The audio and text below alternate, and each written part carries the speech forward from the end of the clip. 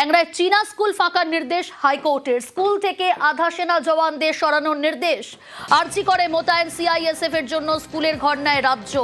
আর কি নির্দেশ হাইকোর্টে জানার চেষ্টা করব, তবে তার আগে আরো একবার জানাই, ট্যাংরায় চীনা স্কুল ফাঁকার নির্দেশ হাইকোর্টের। স্কুল থেকে আধা সেনা জওয়ানদের সরানোর নির্দেশ।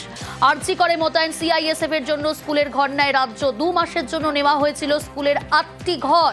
14 মাস কেটে গেলেও ঘর খালি না করায় মামলা। শুক্রবারের মধ্যে 8টি ঘর খালির নির্দেশ রাজ্যকে। স্কুল ফাঁকা করতে বিশেষ অফিসার নিয়োগ আদালতের।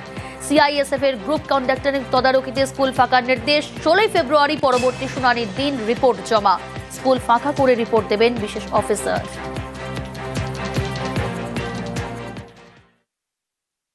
আরজিকর মেডিকেল কলেজে নিরাপত্তার দায়িত্বে যে সকল সিআইএসএফ জওয়ান রয়েছেন তাদের থাকার ব্যবস্থা করা হয়েছে ট্যাংরা এলাকার এই বেসরকারি চীনা স্কুলে। 2 মাসের জন্য এখানে তাদেরকে থাকার জন্য বলা হয়েছিল, কিন্তু তারপর কেটে গিয়েছে 15 মাস। সামনে চীনা নববর্ষ এবং তার আগে স্কুল বাড়ি খালি করাতে চান স্কুল কর্তৃপক্ষ। তারা কলকাতা হাইকোর্টের দ্বারস্থ হন এবং কলকাতা হাইকোর্টে শুক্রবার অর্থাৎ 13 তারিখে মামলাটি উঠেছিল এবং মামলায় কলকাতা হাইকোর্টের নির্দেশ ছিল যে স্কুল বাড়ি যে 8টি ঘরে সিআইএসএফ জওয়ান রয়েছেন তাদেরকে খালি করে দিতে হবে।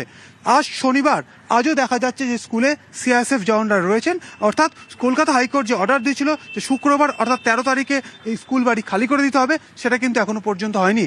সিআইএসএফ এর যে কমান্ড্যান্ট রয়েছে তারই উপস্থিতিতে স্কুল বাড়ি খালি করে দিতে হবে এবং স্কুল কর্তৃপক্ষকে এই ঘরগুলি ছেড়ে দিতে হবে এবং আগামী 16 তারিখ কলকাতা হাইকোর্টকে রিপোর্ট দিয়ে জানাতে হবে যে স্কুলটি খালি করে দেওয়া হয়েছে। ক্যামেরায় অর্চনের সঙ্গে